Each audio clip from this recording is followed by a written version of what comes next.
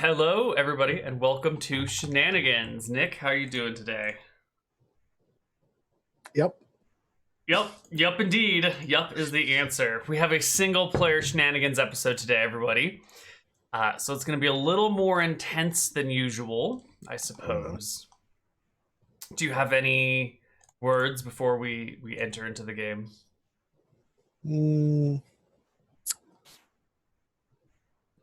I didn't think so. All right, let's do this.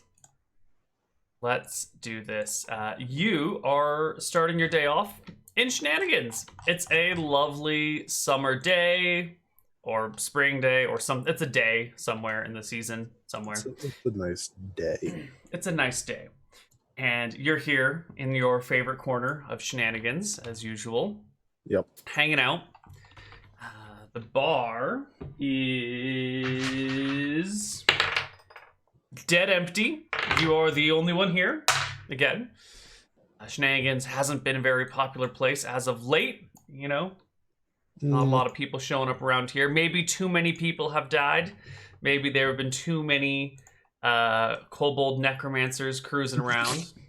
Who knows? Stupid necromancers. So you're just sitting here on your seat. Desmond is looking bored. Lizzie's filing her nails over by the bar into, like, you know, pointy claws for killing animals. Layla has stopped all pretense of doing her homework and is doodling pictures of things from her class. In her spell book? No. On the side, you know, on a separate. She takes an art class on Wednesdays, and she's got to like do a picture for her art class. So it's her in her art class drawing a picture of her in her art class. While, okay. You know, right. someone else is nearby. McTacky, add it to the wiki. Art class days. Borsch and Glibglob are playing cards towards the fireplace. And you're sitting here by yourself on a quiet, some seasonal day. I'd probably join them from some cards. Yeah. Make me an intelligence check, Doreen. Oh, jeez. What's her int? I don't know. I never used Doreen's int. It's 12. That's really good. Go ahead. Oh. It's not even a fun game of cards. Glibglob doesn't know what he's doing. He just puts down cards, and sometimes you're not supposed to put down cards, but he puts them down anyway and like looks up to see if he made a good move. It's embarrassing. And Borsch understands the rules of the game, but he's such like a big orc, and he holds his hand like really low and fans it out wide so he can see, because he's getting kind of old and his eyes like can't focus that closely. So he's sort of showing you his whole hand the entire time, and it's a one-sided slaughterfest. He's gonna be getting pretty old for an orc. I can't imagine orcs generally live that long. I don't think so. I don't think I have notes on their life expectancy, but I would put it somewhere around like 60 to 70 years, while I would put humans at like 90. So they're a little shorter lived than humans, and Borsch is getting old and eyes are fading. You know how it goes when you get old. The mission has changed from horror episode to get Borsch some glasses. It's no longer going to be super deadly. Now you just got to go find the Nomish optometrist, and you have to navigate Nomish bureaucracy to do so. It's the horror episode. You just didn't know how it was going to go. It's even worse. Oh my god, that's a terrible idea. Maybe we should do that. No, Neal. The campaign where you have to navigate the Nomish like social service and like a medical system. Don't send me back to Gnome. I don't think I could do that. I think it would be as painful for me as you guys, if not more. And I don't think I could survive it. Anyway, you guys are sitting around. You're kicking their ass at cards. Desmond is doing nothing. Lizzie's hasn't had a calm day to herself in a long time. She's just enjoying it and doing the things that she never gets to do. And it's slow going when the door opens up and a halfling kind of pokes his head in uneasily. Oh, goodness. It's not a gnome. No, the halfling looks in and kind of steps in tentatively and says, hello? Hello? I'm looking for someone to save my town. Hello? From Desmond sort of just like shoos him over into your direction without really saying anything. And he walks towards you and says, from a monster? What type of monster? A barbarian? Just a barbarian. That drinks blood? Maybe a vampire? Oh god. I don't know. It comes at night? Really? It looks at you with big sad eyes. Yeah. Really? A I don't know. vampire? Maybe. Look, Has it it comes been- at night and it kills people. Okay. Alright. Is this really Shenanigans? He says, looking around. I thought this place was supposed to be packed with people to help me. Well, there's been a lot of jobs. Oh. Oh, well, should I come back later after everyone's dead? Nah, probably not.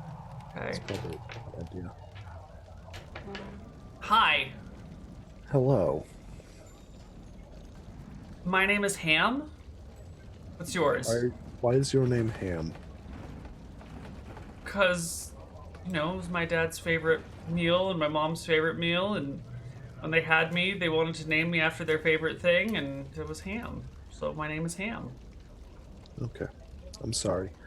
Oh, my you name shouldn't is be. Billy. My sister's name is Bacon. It's still better than Ham. For a girl's name, really? Bacon's better than Ham. He looks sad and disappointed, like you've taken the only thing he's ever been able to hang his hat on away from him. Good.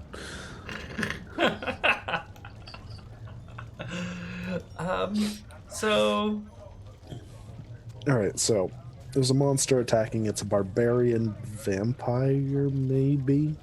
I don't know these things, but Has it been where's biting people and draining their blood? it hasn't been biting them. It's been like ripping them open and drinking their blood. You know, like ripping an arm off and then like sucking on the arm or the socket.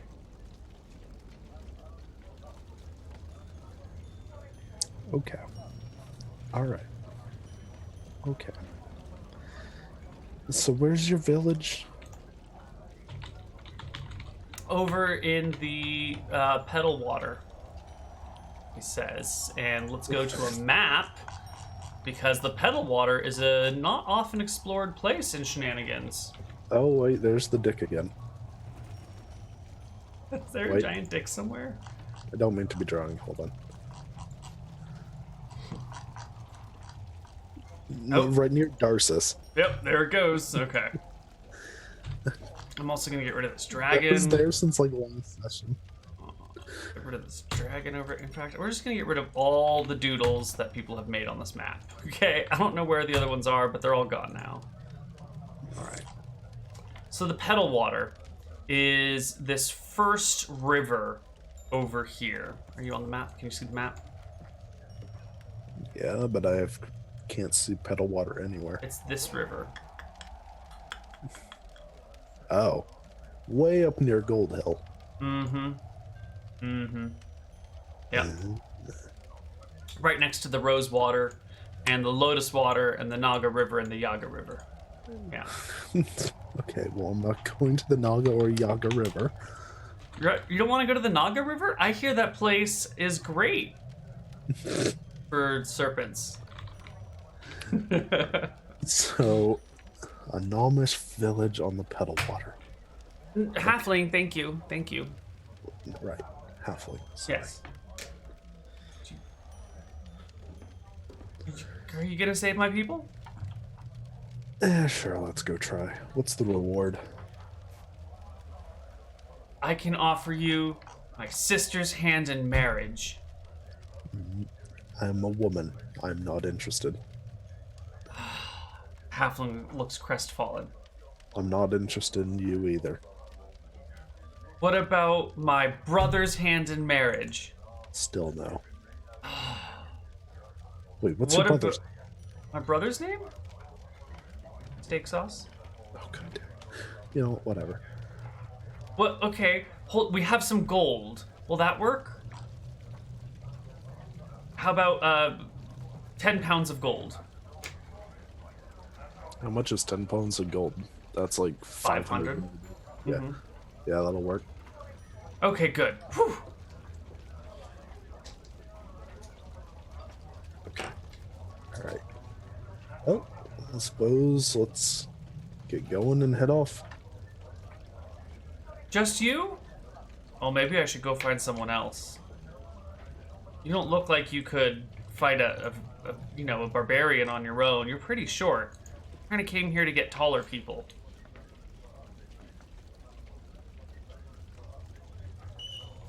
Or we can go. Let's just go. I'm taller than you.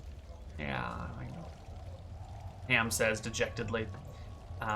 But seeing as you're his only option, Ham gets his shit together and leads you out the front door and along the road towards. Well, Ham will tell you that he just marched over here. He just walked across the plain for miles and, just to the pedal water. Straight and simple. And unless you have some other plan that you'd like to get there by, that's the way he's going to take you back. How much does a rowboat cost, Neal? Not very much.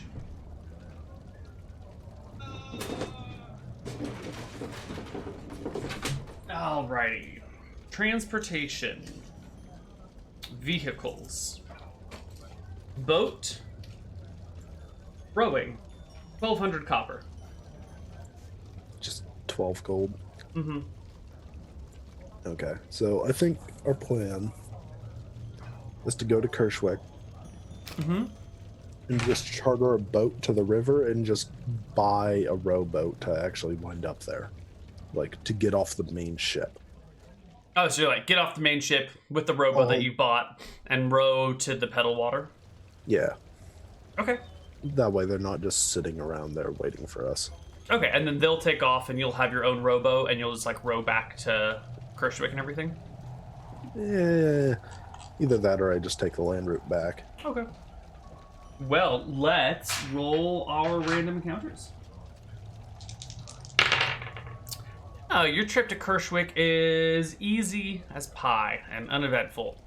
You and the halfling trot along the way, and the halfling starts regaling you with tales of life in the halfling home. And to your horror, you soon realize that pretty much everyone in their village is named after their favorite things, most of which are food or drinks. His dad's name is Pop, and not because he's a dad, but because he really likes soda pop. And the mom's name is Candy, for obvious reasons, and so forth and so on. Okay. Still not as bad as gnomes. I'll take it. Oh yeah, definitely. Fucking gnomes are the worst. At Kershwick, you can find a ship that'll take you up towards the pedal water. It'll leave the next morning. It'll be at the pedal water that night, and you can pop off and row on over, no problem. All right. Excellent. So we're gonna come into game as you make landfall near the pedal water. So different with one player instead of two. Where is my... Worst of all, it's me. I'm like the most direct person in the whole cast. Yeah, no roundabout methods for you. No like, well, let's do this needlessly complicated thing that doesn't... Yep, you're just like, yes, this is what needs to be done. Let's do the thing. And then it gets done. Yeah, it's great. All right. Resize to fit. Excellent. Okay. You and Ham, silly name, are arriving on this beach. And let's bring you over. Ooh, do we not have... Oh, we got a Dorian. Of course we have a Dorian. How could we not have a Dorian? And we need a random halfling token.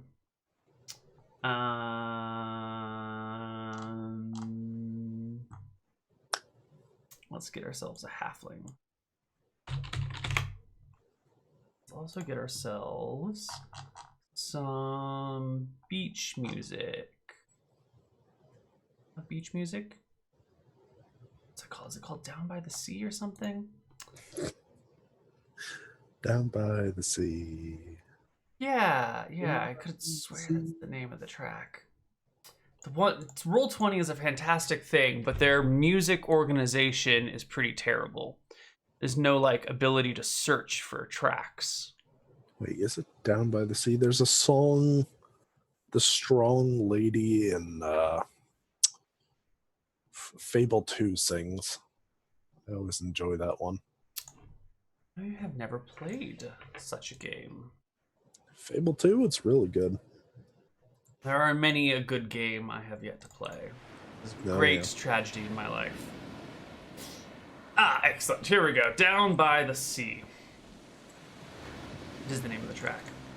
All right. So you find yourself on this nice little beach with your halfling companion, who is going to look like this dude. Where's my boat, Neal? Oh, you got a boat. Let's get you a boat. This is a really small stream.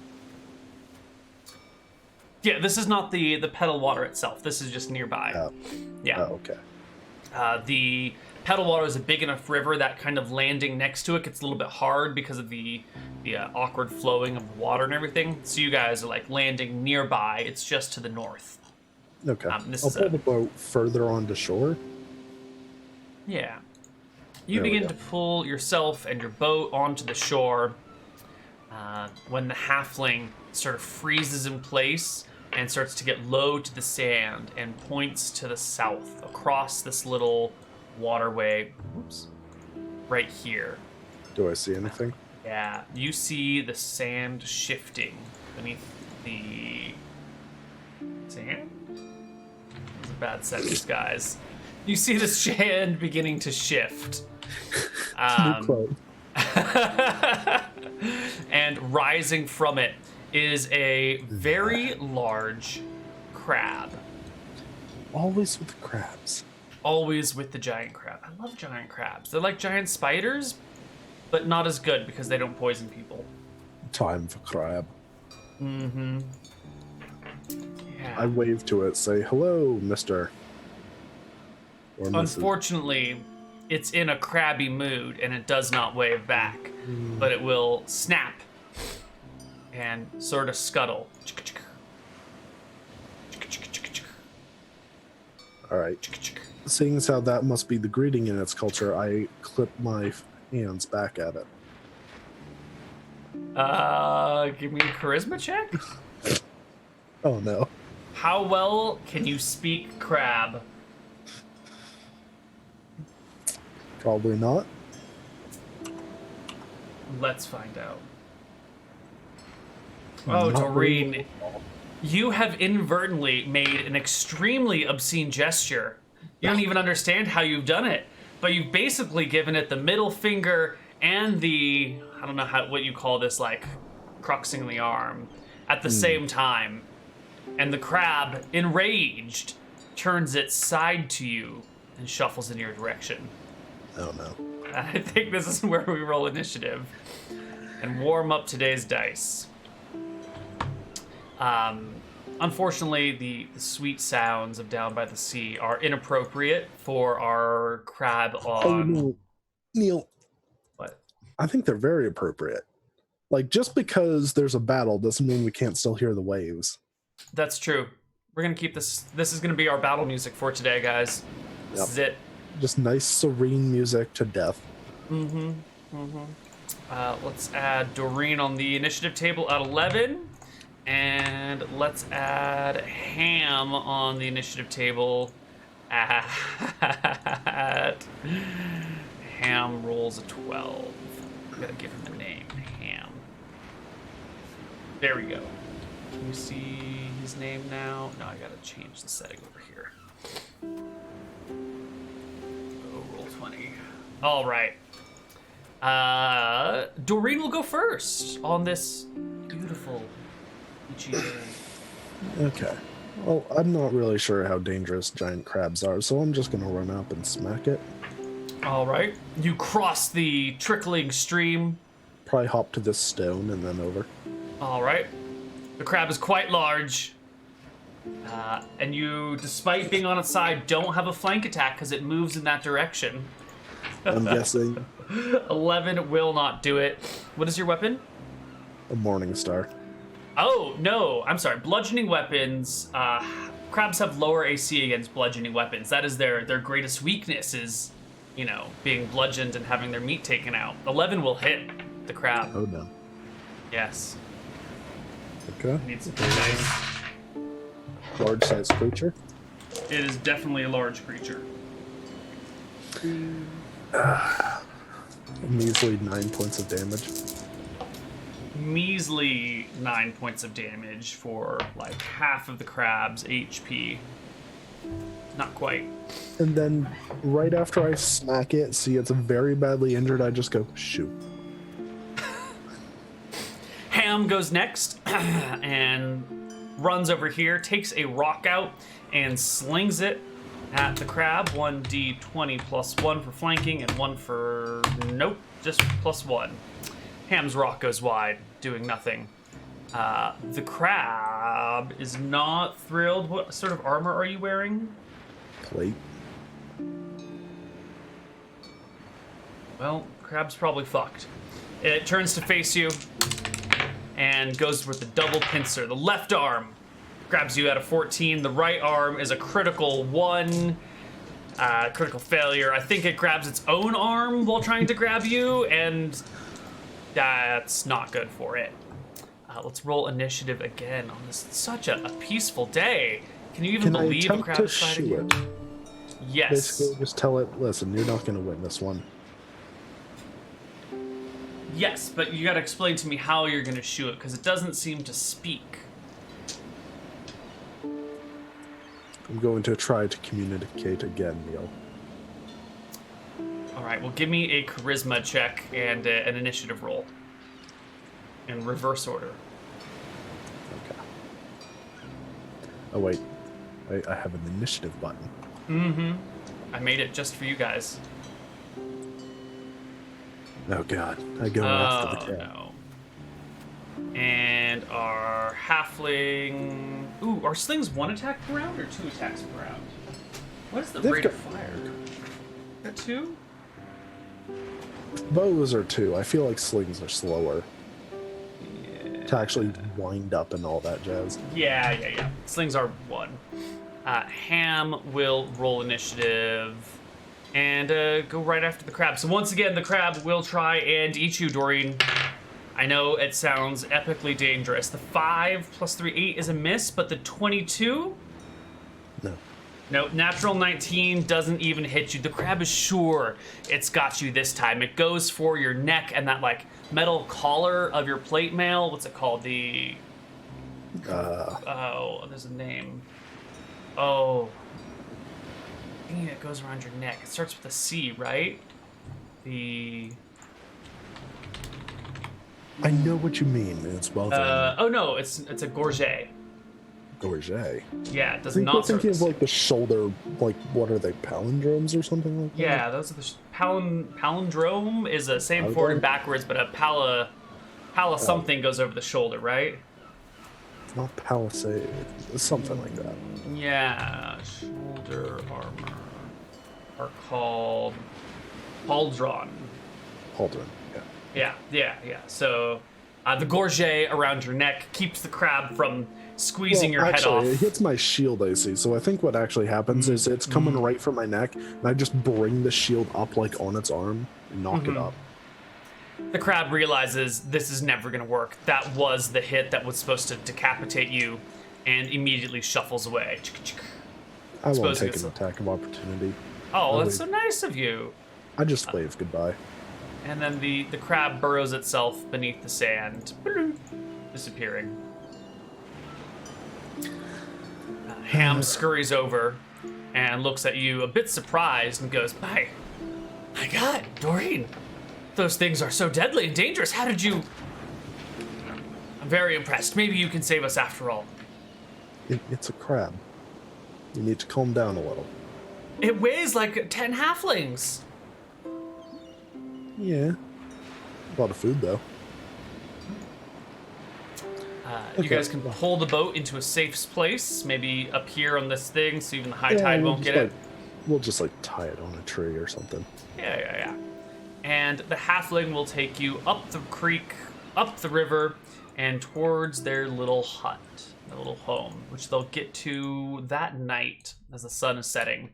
He brings you into a tavern, which has a couple of rooms. They're going to have to go and maybe do some changes to make them fit you. You're a little bigger than the normal residents here. I'm only a little bigger, though. Right. They'll have to find the biggest bed and then, grab some extra blankets or whatever. And you find yourself in a joyful little halfling tavern. Everyone is eating and drinking and smoking weird things, and there's music playing and people passing out hors d'oeuvres, and the conversation is not as much as the enjoyment of the food, and all the conversation seems to be about the food itself. And after a few minutes, Ham gets up and says, "Ahem! Ladies and gentlemen, I have brought to you our savior, this cleric of fear, covered in undead hands and plate mail. It's the perfect counter to whatever's been eating us at night." And the other halflings sort of nod and just keep eating their food. And Ham says, "Hello, I'm saving the town." And the other halflings just keep going about their thing. And Ham comes off the table and comes over to you and goes, "Well, I tried." I appreciate it. All right, well, I suppose I should just get some rest. If you want to look out and wake me up as soon as there is any sign of the creature. Okay. Well, maybe I'll get some food and then rest, but, Of course, yeah, of course. A room gets made up for you. You can go ahead and eat your fill. Give me a grub skill check at +4, because it is, really solid. Halflings know their shit, guys. At +4, okay. Mm-hmm. Okay. They know their thing. It really made the difference. I would have failed that without it. See, it's because they get the potatoes that are deep fried, sort of like French fries, and then wrapped in little bits of bacon, and it's the bacon that really brings out the friedness of the French fries. Wait, is this America? Bacon wrapped French fries only on the pedal water. Although maybe we should stop playing D&D and open a restaurant that serves bacon wrapped French fries. I would eat those. A few of them before. I don't know how many you can eat. Right. You can have a few. It'd be delicious. All right. That night.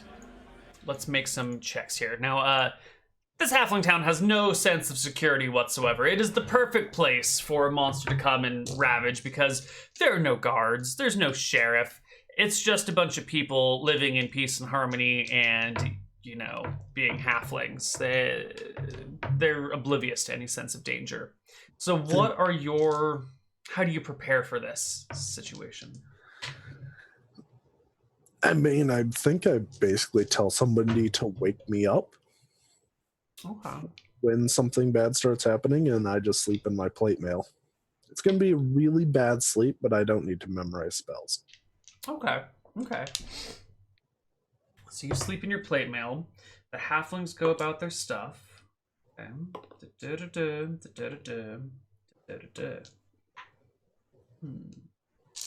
Okay. The first night is going to pass pretty uneventfully. You wake up the next day, maybe a little tired, a little sore from sleeping in your armor, but otherwise fine. There's been no attacks this night.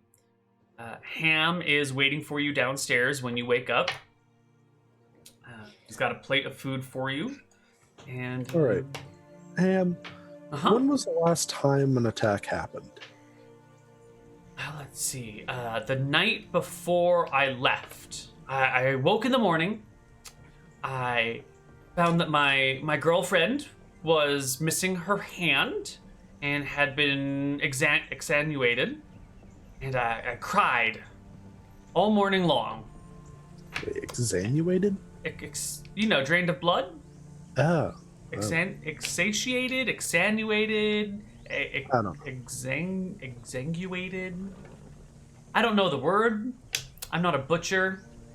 I'm a farmer. So anyway, he stumbles over his words and his eyes get a little misty. My girlfriend, as I said, her hand was missing, and she was drained of her blood.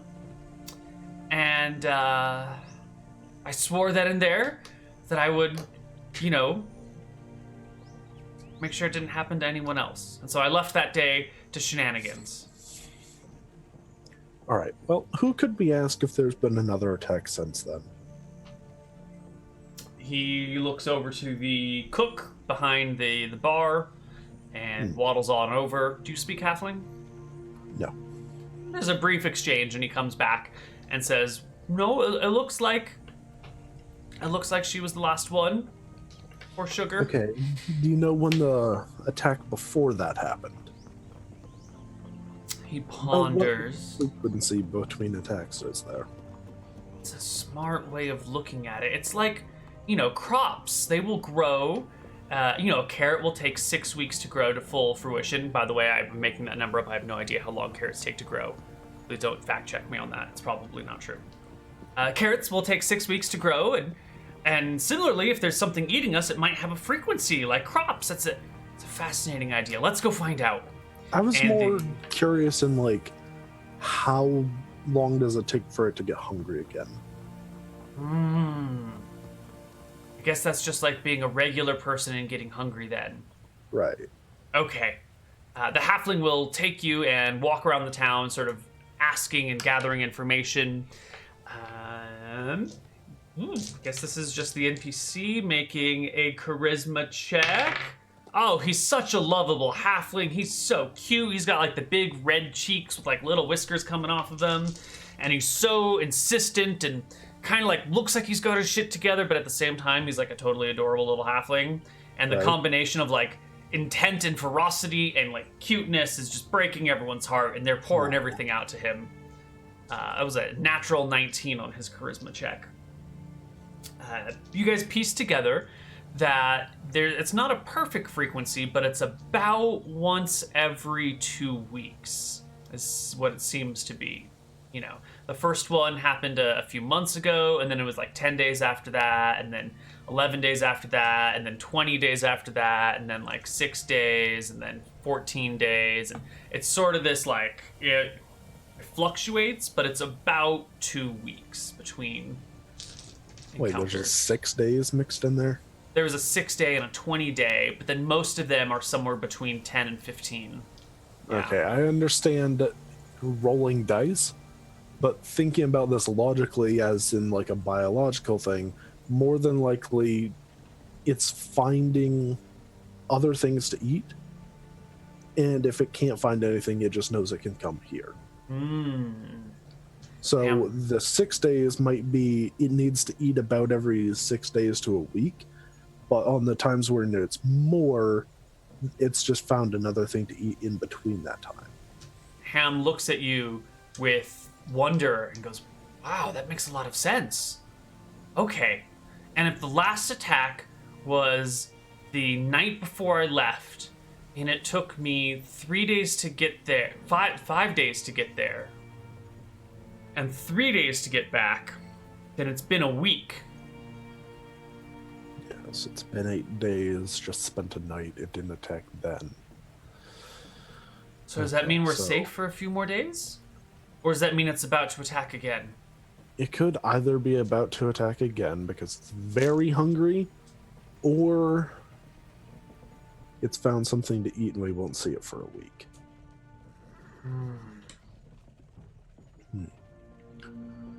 All right. Has anybody got a look at this thing?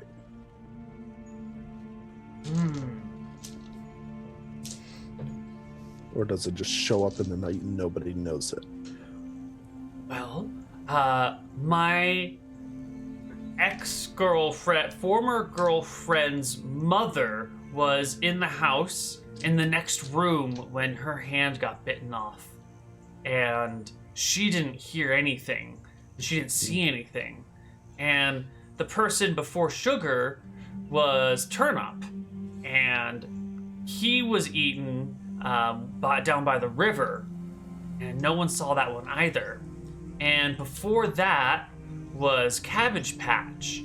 And she was eaten on the second story of her home. And their homes go down into ground, so that means actually on the topmost floor of her home. And let's see, her brother she shares a room with her brother. Maybe we should go ask him. Okay. All right. And he will take you over to Cabbage Patch's brother, a young halfling child, like 8 or 9 in human years. Who goes by the name Chocolate. And you find young little Chocolate hanging out, looking sad and dejected while the other halflings play stickball or something. He's just sitting on a little bench near a field, munching on a raw onion. Now I see why he's so upset. Yeah. All right. Okay. He does speak common. Okay. His family are the bankers in town, so he knows. Impressive. So I know who to rob. Anyway. So Chocolate looks up as you guys approach, and Ham says, "Chocolate," in common. "This woman here has a question for you about your dear sister." And Chocolate's eyes get big and sad. About the monster, did you happen to get a look at it? Nods. "I saw its feet. What did its feet look like?" The toenails were gnarled, gross. And it had hair on its ankles up to its knees, just short little hairs. And then it had a loincloth made out of animal fur or something, like a barbarian.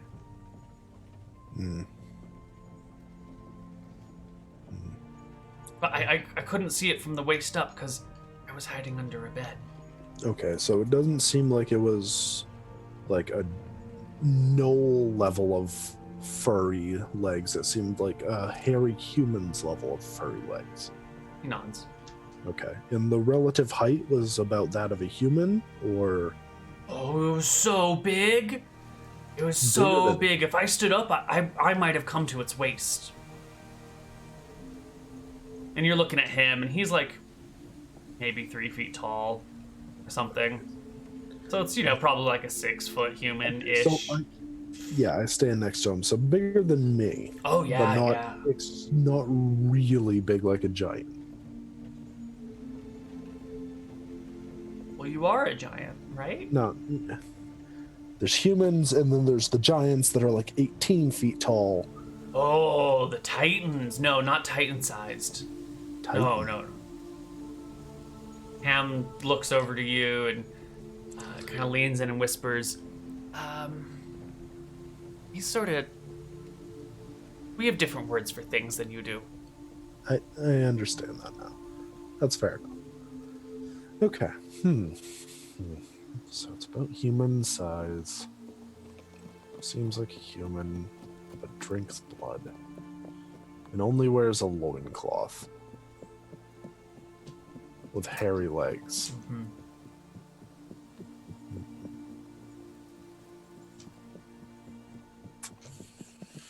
It spoke in a weird language, too. I didn't understand it at all. No, weird language. Why was it speaking to itself? Hold on. Doreen says to herself. No, well, yeah, okay, fair enough. Okay, well, was it the language of magic, do you know? The little halfling shakes his head. I don't know. What's that sound like? Okay, I'm going to cast a magic missile. At and what? see if... You have to pick a target. Like, it doesn't... There's got to be like a bird in the sky or something. Sure. Yeah, you see a bird. Okay. I'm just going to magic missile the bird and ask if it sounded like that. He shakes his head. No, that language sounded really pretty. This was more rough, like Dwarven, but not Dwarven. 11 damage to the bird, by the way. The bird is dead. Okay. It falls from the sky, I plummets. don't think it even falls from the sky. It just explodes. It's like, poof! And feathers fall slowly all over the place. Okay. Yeah. Now, I've got a real question, Neal. Mm-hmm. Is the language of magic different for cleric and wizard spells? Using the standard 2E rules, they're going to be the same. Using the 2-point Neal cleric system that we use in Akuban Knights, it would be different. But for our purposes here today, same. Okay, so no need to like cast fear on Ham. Yeah. And see. Yeah. Same. Okay. All right. Fair enough. So not magic. So it wasn't casting magic. But you said it sounded like dwarven? Mm-hmm. Like angrier Dwarven. Must be German. You know, I know there's this thing that WoW has helped perpetuate, that dwarves are Scottish, but in my mind, dwarves have always spoken like a German-related language. I've always felt that the language of heavy metal is the language of dwarves. Well, isn't Finnish the language of heavy metal? Oh, is it? I always associate German with heavy metal, but maybe I'm wrong. I'm pretty sure it's Finland. That's just like half their population are just heavy metal singers. Mm-hmm. And their search and rescue teams are just rescuing people who got lost shooting heavy metal albums in the woods. It's true, though. Oh, Finland. You keep raking your forests, guys. We love it. Okay, anyway. All right, while Doreen chews on this bit of information and tries to piece together a criminal profile of her culprit, we're going to take a short break. I'm going to go refresh my coffee, and when we come back, Doreen is going to take on the barbarian German vampire who sings Finnish heavy metal. And we'll see you guys. No. I promise the vampire won't sing any heavy metal. I can't do it. You'll never have to deal with me trying to do any singing in Shenanigans ever. No, I'm just worried about it speaking whatever the frick you did in that other one. I don't even know. All right. We will be back on the other side of our break. Bye.